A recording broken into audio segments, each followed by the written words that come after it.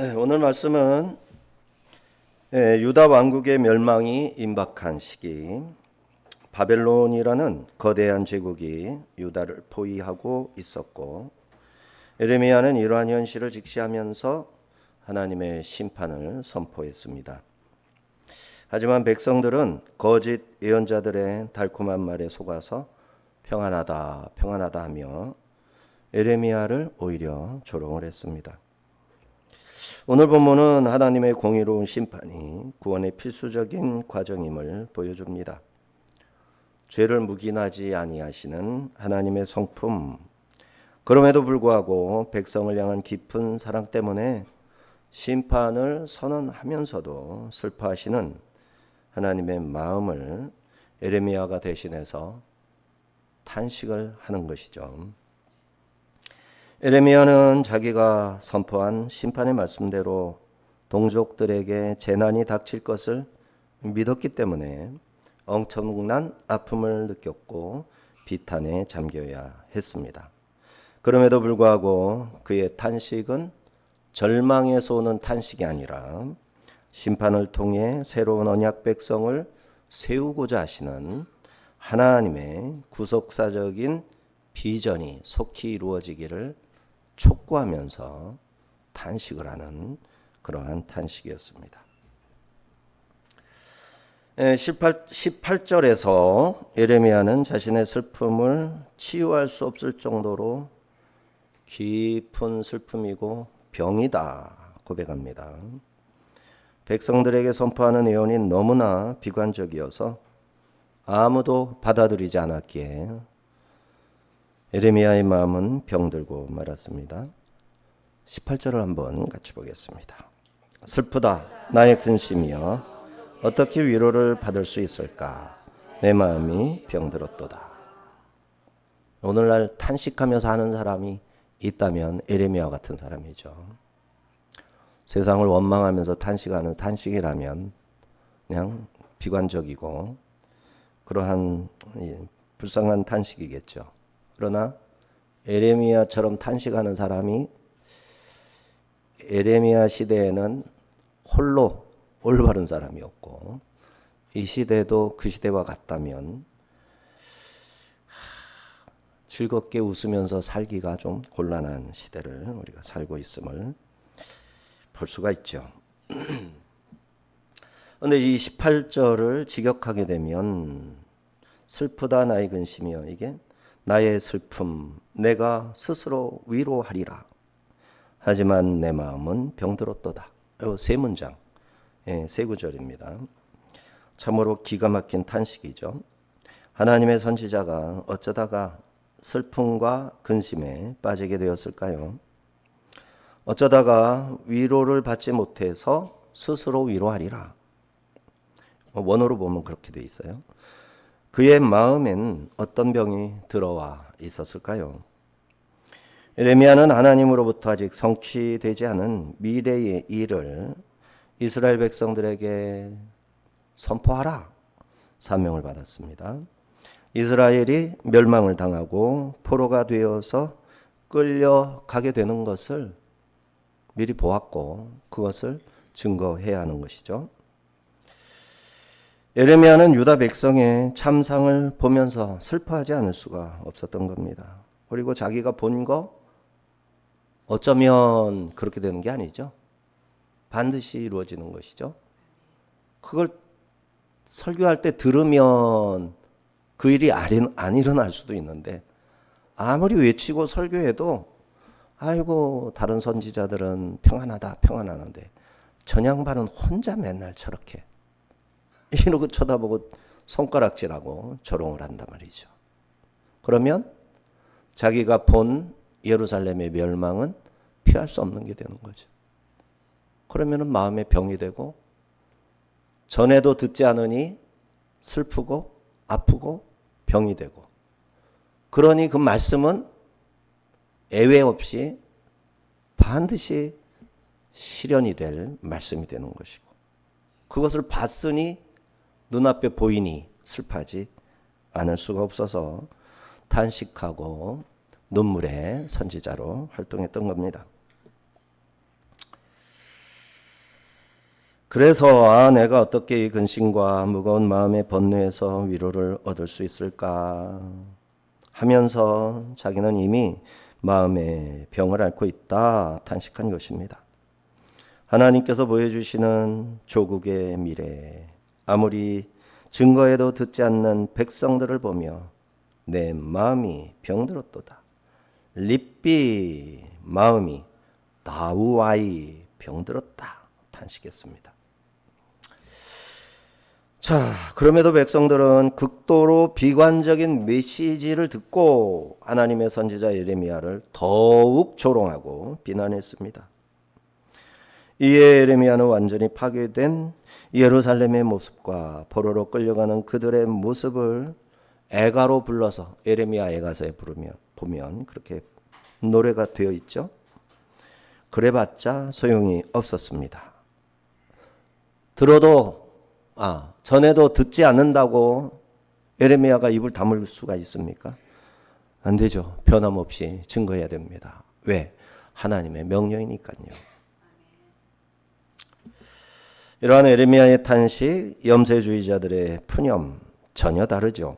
그의 탄식과 비관적인 메시지는 하나님의 공의와 죄에 대한 철저한 인식에서 나오는 정당한 외침이었고 자기의 생각이 아닌 하나님으로부터 받은 엄중한 말씀에 대한 올바른 태도가 탄식이었어요. 이 대한민국을 바라보면서 우리가 웃어야 할까 울어야 할까? 이스라엘의 유일하고도 진정한 구원은 여기에서 시작이 되는 겁니다. 인간의 한계와 절망을 인정할 때 비로소 하나님의 절대적인 주권과 새로운 역사가 시작이 되는 것이죠.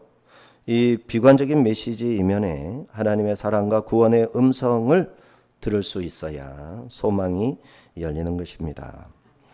이와 같은 이 땅의 역사가 끝났다라는 선언과 비관적인 전망을 받아들여야 하고 동시에 예레미야처럼 극단적인 탄식을 쏟아낼 때 비로소 하나님의 새로운 구원의 역사, 새로운 차원의 삶, 새로운 차원의 나라의 국면을 우리가 볼 수 있게 되는 겁니다.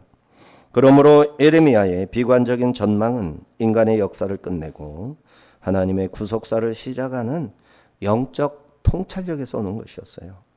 오늘 예레미야를 통해 비통함을 넘어서 그 속에서 희망을 우리 모두가 찾아내야 하겠습니다. 자, 예레미야는 백성들의 헛된 기도를 들으며 탄식합니다. 그들은 하나님이 함께하지 않는데도 평안을 외치고 스스로를 속입니다. 거짓 선지자들의 거짓 예언에 속은 것이죠. 예레미야는 어이없는 백성들의 아픔을 자신의 고통으로 느낄 수 있었고 그들의 치유되지 않은 상처로 인해 탄식을 하는데 19절입니다. 딸 내 백성이 심히 먼 땅에서 부르짖는 소리로다. 여호와께서 시온에 계시지 아니한가? 그의 왕이 그 가운데 계시지 아니한가? 그들이 어찌하여 그 조각한 신상과 이방의 헛된 것들로 나를 경노하게 하였는고 하시니 19절을 이렇게 나눌 수가 있어야 되는데요. 이 문장에 화자가 두 번 바뀝니다. 제가 한번 물어볼게요. 딸 내 백성의 심히 먼 땅에서 부르짖는 소리로다. 이게 누가 한 말일까요? 이스라엘을 장래의 이스라엘을 내다보며 딸 내 백성이다라고 말할 수 있는 사람은 누구죠?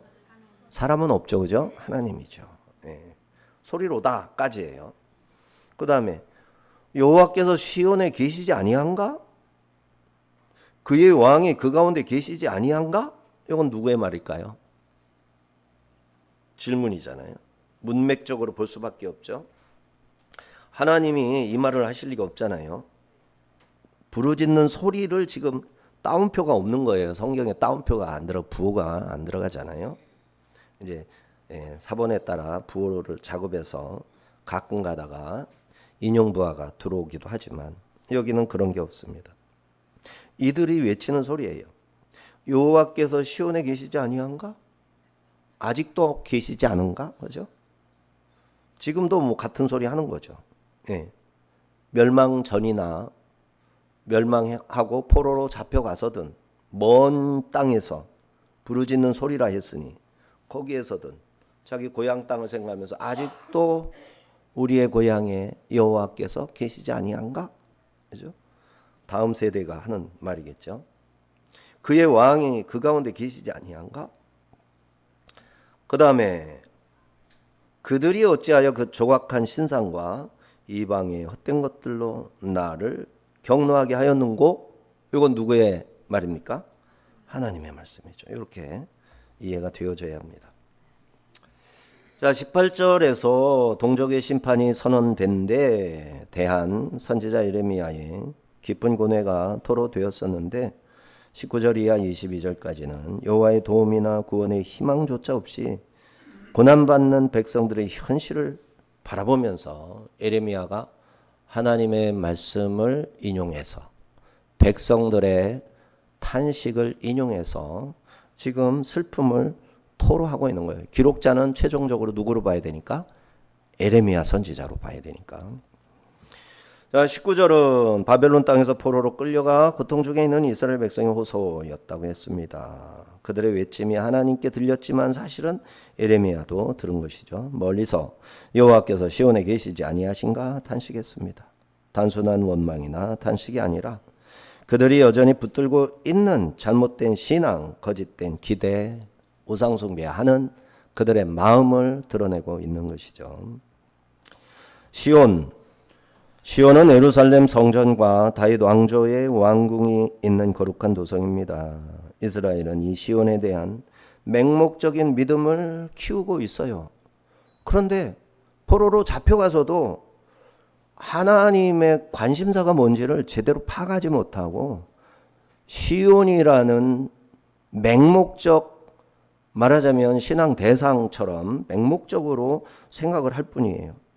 거기에 하나님이 계신다 했을 때 그 뜻이 무엇인지 깊이 있게 깨달아야 될 정말 하나님의 백성, 수준 높은, 그죠? 영이 살아있는, 그죠? 양심도 있고 들을 귀가 있는 하나님의 마음을 아는 이스라엘 백성으로서 시온에 하나님이 계시다 할 때 그것이 무엇을 의미하는지, 그죠? 시온 백성들이 자기 도읍에, 자기 성읍에 임재해 계신 하나님, 그분과 관계가 이미 형성이 됐는데 왜 이런 관계가 형성이 됐는가?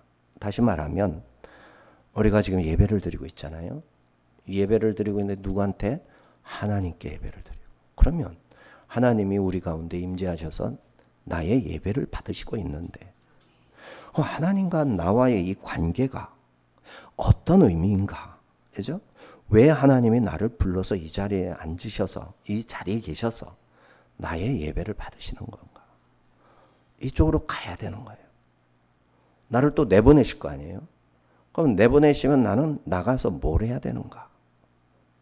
여기에 대한 관심이 없으면 맹목적인 신앙이 되는 거예요. 예배하러 올 때 예배 잘 드리러 가야 되겠다.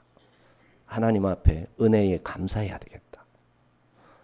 하나님께 나의 마음을 드려야 되겠다. 그래서 헌금도 준비하고 옷도 잘 차려서 입고 그리고 조심스럽게 운전도 하고 마음이 들뜨지 않도록 여러 가지를 생각을 하면서 이 자리까지 왔잖아요. 근데 우리는 내보내실 거예요. 근데 우리의 관계는 이미 이루어졌어요. 하나님은 나를 내 백성이라 하시고 내 자녀라 하시고 내 종이라 하시고 나의 군사라 하시고 그죠? 그럼 나를 내보낼 때 내 자세가 갖춰져야 되는 거예요. 이스라엘 백성은 이걸 깨닫지 못해서 포로로 저 멀리 갔는데도 시온이라는 것을 자기들을 보호하고 자기들을 사랑하고 하나님과 그 깊은 관계 속에서 그야말로 모든 걸 누리고 내 것이 된 그 만족감에 도취되어 있는 맹목적인 신앙에 지금 머물러 있었다라는 거예요. 좀 어렵죠. 이 본문이 좀 어렵습니다. 자, 그들은 자기들의 죄악된 행동은 돌아보지 않고 여호와께서 당연히 시온에 거하시며 자신들을 보호해 주셔야 한다라고 믿었어요. 그럼 하나님께 의무감을 던져주는 것이죠. 그릇된 성전 신학에 사로잡혀 있었던 겁니다. 이들은 불순종과 폐역으로 인해 이방 땅에 끌려와 재난을 당하면서도 여전히 하나님이 자신들과 함께 하셔야 한다라는 착각을 버리지 못하고 있습니다. 본문에 이어지는 표현 그의 왕이 그 가운데 계시지 아니한가 역시 같은 뉘앙스로 담고 있어요. 그의 왕이라는 히브리 말카은은 왕을 뜻하는 단어에 여성 단수 전미어가 붙은 형태인데 그녀의 왕, 그죠? 시온의 왕, 다윗 왕조를 생각하는 거예요. 아직도 다윗 왕조를 복위시킬 의지가 없으신가 이렇게 이해할 수가 있는 문장입니다. 어렵습니다. 예레미야는 이 일이 아직 현실로 이루어지지 않았음에도 하나님의 계시를 통해 장차 이루어질 일을 바라보며 처절하게 가슴 아파하고 있습니다.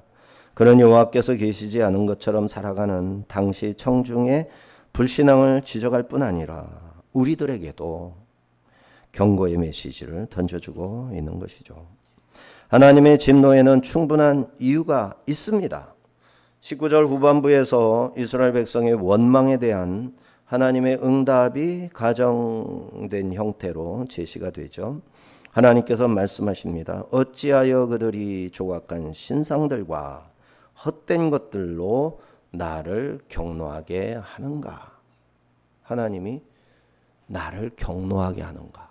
그죠? 우상 숭배하면 하나님이 진노하시잖아요. 나를 경노하게 하는가? 예배 잘 드리는데요.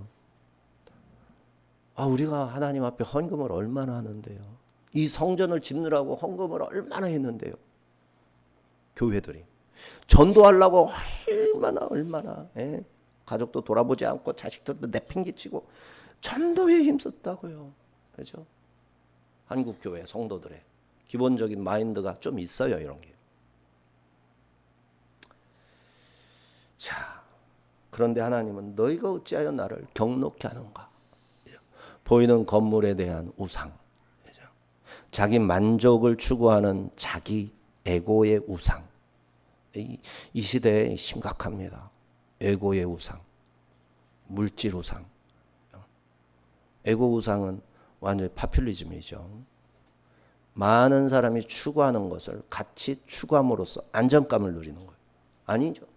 우리는 오로지 어디에서 안정감을 누려야 됩니까? 그리스도 안에 있을 때. 포도나무 가지가 포도나무에 붙어 있다라는 확신이 들었을 때만 안정감이 있어요. 나 이거 내팽개쳐 버렸어요. 팽개쳐 버렸어. 돈 있으면 편안하고 안정감 있고, 그죠? 많은 사람이 추구하는 쪽에 가 있으면 나도 안심하고 편안하고.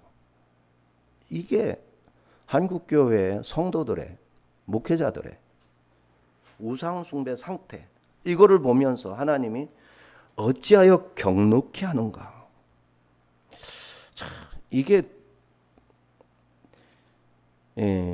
이해되지 않으면 울 일이 없죠. 그죠? 이해되지 않는데 어떻게 울겠어요.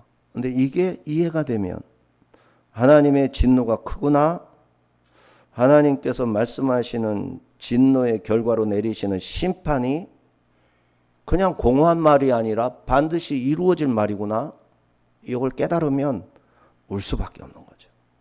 탄식할 수밖에 없죠. 우리 좀 탄식하며 살아야 됩니다. 탄식하며 살아야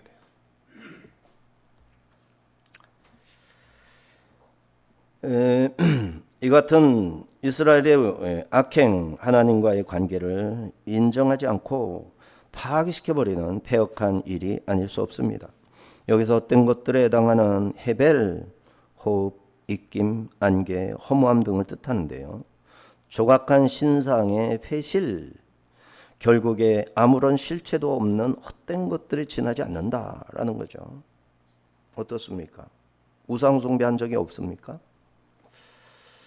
우리가 무엇을 안정감을 얻고 무엇을 추구하며 살고 있는지 생각해 봐야 됩니다.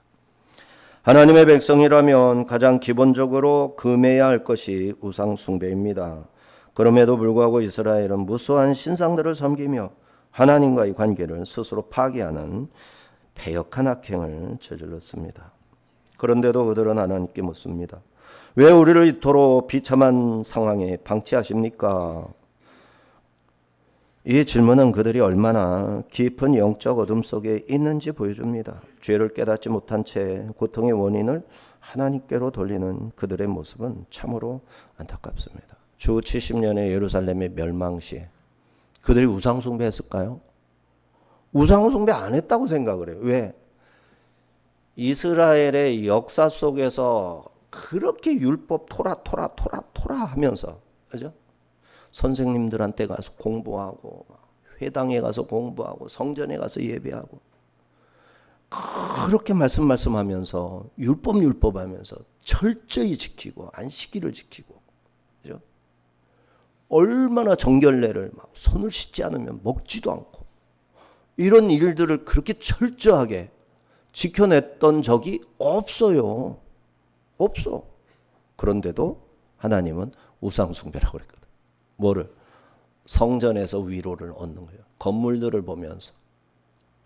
회당에 모여서 율법을 가르칠 때 성도들이 그 선생님을 바라보는 눈빛에서 위안을 얻는 거예요. 이 회당의 유대인들은 성전에서 회당에서 훌륭한 랍비가 와서 진짜 잘 가르친다, 이러면서 위안을 얻는 거예요. 우상숭배라는 거예요. 자기 만족의 우상. 20절 22절에 예레미야는 여호와 하나님의 도우심과 구원의 희망조차 없이 고난받는 백성들의 현실에 대한 슬픔을 토로합니다. 20절 22절입니다. 추수할 때가 지나고 여름이 다하였으나 우리는 구원을 얻지 못한다 하는도다.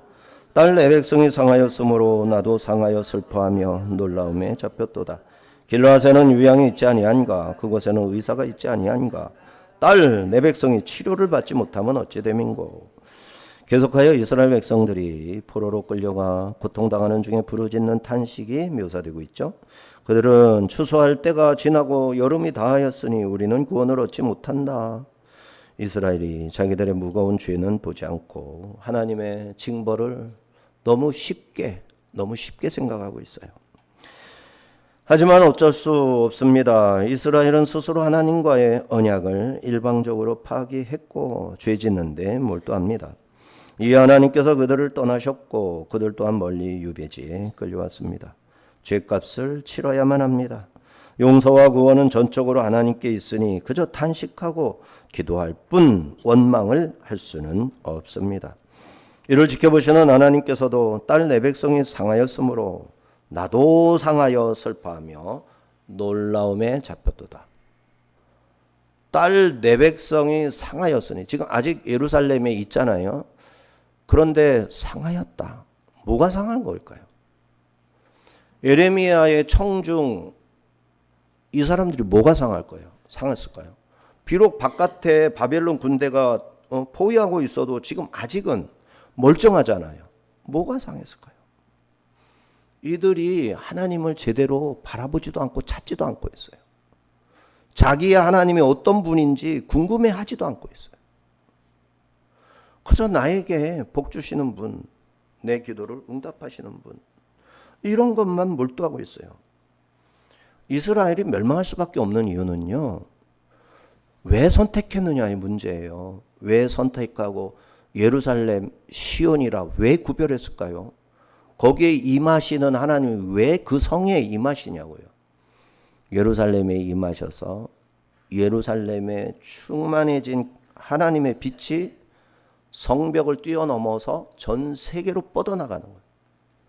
우리를 구원하신 것은 구원받은 우리가 그 빛 가운데서 영원토록 춤을 추며 누리라는 게 아니라 그 빛을 우리 안에 채운 다음에 그 빛을 채워서 넘쳐 흐르게 하여 더 많은 사람들에게 그 빛이, 그 은혜가 흘러가게 하려 함이에요.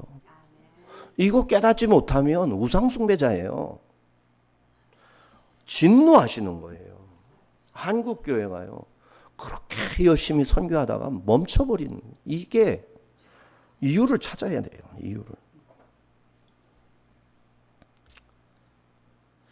이스라엘이 병든 것 보시면서 길르앗에 유양이 있고 의사도 있건만 딸 내 백성이 거기로 올라가 치료를 받지 못하면 어찌 됨인고 탄식하십니다. 요단 동편 고지대 길르앗에서 채취한 유향은 애굽과 두로에 수출될 정도로 유명했어요.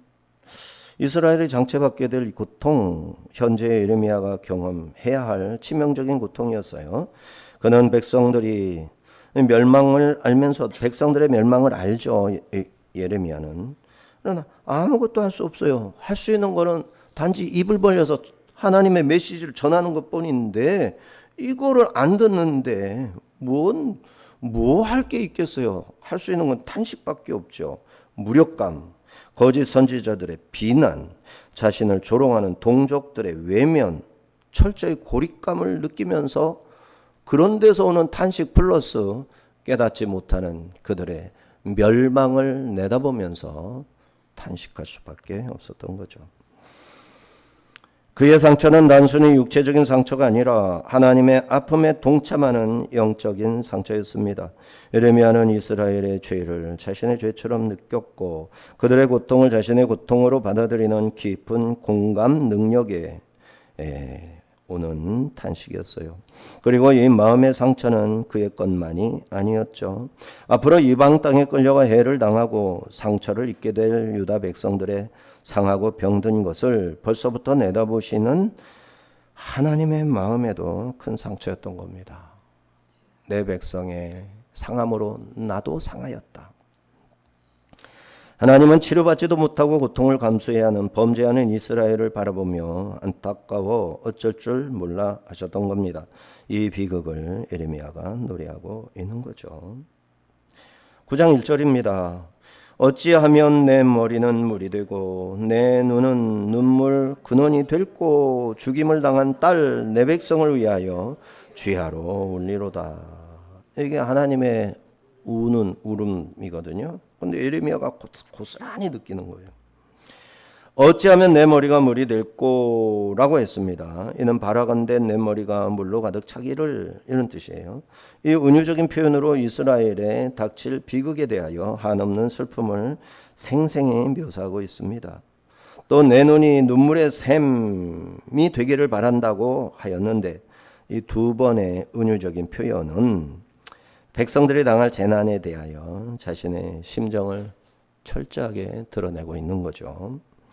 세번역 성경이 이렇게 번역을 했어요. 살해된 나의 백성, 나의 딸을 생각하면서 내가 낮이나 밤이나 울 수 있도록 누가 나의 머리를 물로 채워주고 나의 두 눈을 눈물샘이 되게 하여 주면 좋으련만. 예레미야의 심경이자 하나님의 심경입니다. 이게 하나님이 말했느냐 예레미야가 말했느냐는 실제적으로 중요하진 않은 것 같아요.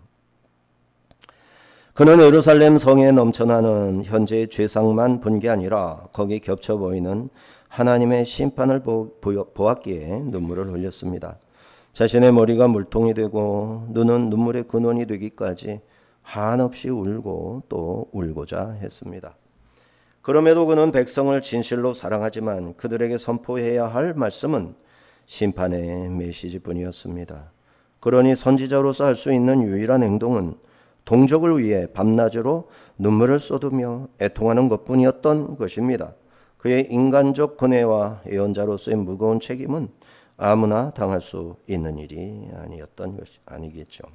그는 탄식하고 울고 슬퍼하고 또 울었습니다. 그의 탄식은 진정한 사랑의 표현이자 멸망을 앞둔 백성을 향한 마지막 경고였습니다. 또 예레미야의 눈물은 인간의 죄에 대한 하나님의 고통이었습니다. 안타깝게도 그의 탄식은 사랑하는 동족들의 조롱거리가 되고 말았을 뿐입니다. 이 시대도 다를 바가 없습니다. 나태하고 현실에 타협한 그리스도인들, 하나님의 마음을 대변하는 참되고 진실한 메시지들을 비웃기 쉽습니다. 거짓 평안에 취해 있는 이들은 회개를 촉구하는 진실한 외침을 시대착오적이고 비관적인 것으로 치부합니다. 이 시대에도 예레미야 선지자가 필요합니다. 하나님의 깊은 상처난 마음을 공감하여 울어줄 눈물의 선지자가 필요합니다. 우리는 하나님의 아픔에 공감해야 할까요? 아니면 멸망을 앞두고도 여전히 무지한 백성들과 공감하며 그들과 함께 해야 될까요? 오늘날 자신의 무지를 보지 못하고 하나님의 진실한 경고를 비웃는 현대 그리스도인들은 예레미야의 탄식을 조롱했던 유다 백성과 다를 바 없습니다. 오늘날에도 똑같이 회개하라는 외침은 하나님의 아픔에 동참하라는 부르시며 하나님의 슬픔에 함께하자는 초청일 수 있습니다. 주님은 너희 가난한 자 복이 있다. 지금 줄이는 자가 복이 있다. 지금 우는 자가 복이 있다. 인자로 말미암아 사람들이 너를 미워하고 멀리하고 욕하고 너희 이름을 악하다 하여 버릴 때 너희에게 복이 있도다. 그날에 기뻐하고 뛰놀라. 하늘에서 너희 상이 큼이라. 그들의 조상들이 선지자들에게 이와 같이 하였느니라. 보세요. 지금 가난할 때, 줄일 때, 울 때, 미움받고 욕을 먹고 비난받을 때 그날에 기뻐하고 뛰놀라 그랬죠. 그날에 줄일 때, 울 때예요. 그렇게 하면 하늘에서 땅에 있는 날 줄이고 울고 조롱받고 그러면서 기뻐하고 뛰놀라. 어떻게? 울면서 어떻게 기뻐하고 뛰놉니까? 장차 받을 상을 생각하면서 내면의 우리의 영으로 하나님 앞에 감사하고 기뻐하라는 거예요. 우리의 현실은 울라는 거예요. 예수님의 6장 20절 평지설교.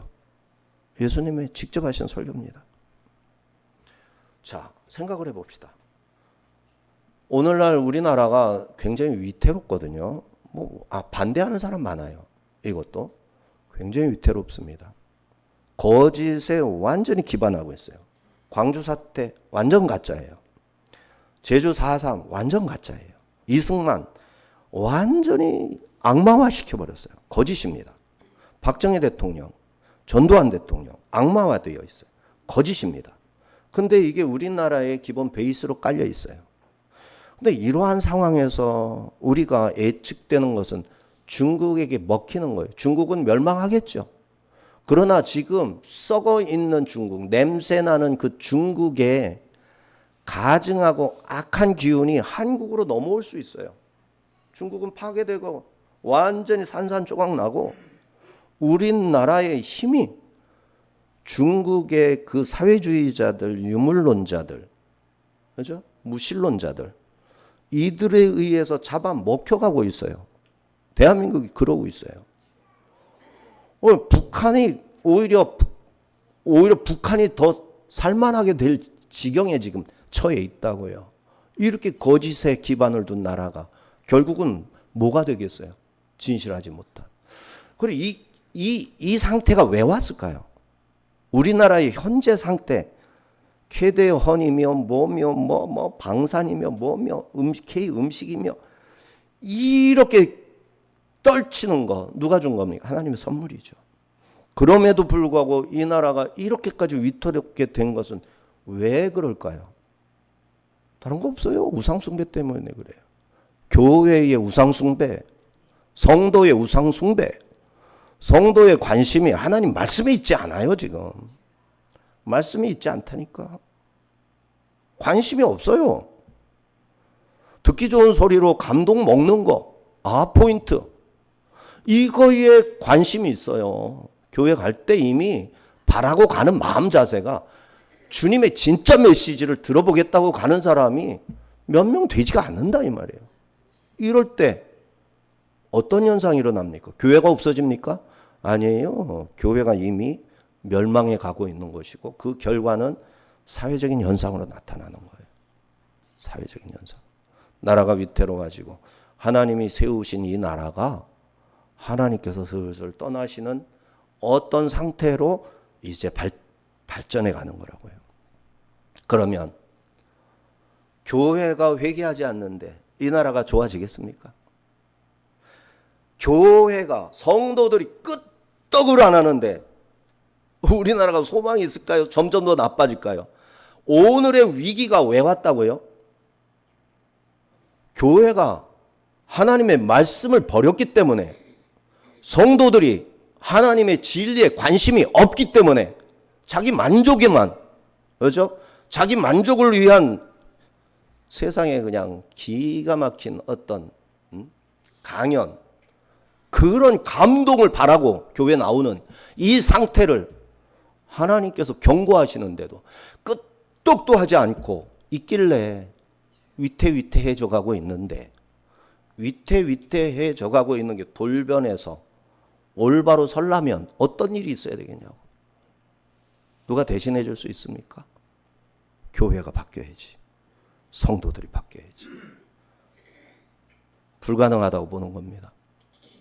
에레미야는 불가능하다고 보는 거예요. 그래서 탄식하는 거예요. 예루살렘 성도들이 회개하리라 불가능하다고 보는 거예요. 멸망은 어쩔 수 없다라고 보는 거예요. 그래서 탄식하는 거예요. 준비하셔야 됩니다. 우리나라 회개한다고요? 한국교회가 드디어 선교하러 다시 나가고, 교회들이 교회와 교회 싸움을 그치고 서로와 서로를 위해서 기도해 주며, 그렇죠? 이기적인 자세를 다 버리고 왼팔이 아프면 오른팔이 나서서 뭘 하듯이 어려움에 처한 교회들을 돌아보고, 그거 한국교회가 해낼 거라고요?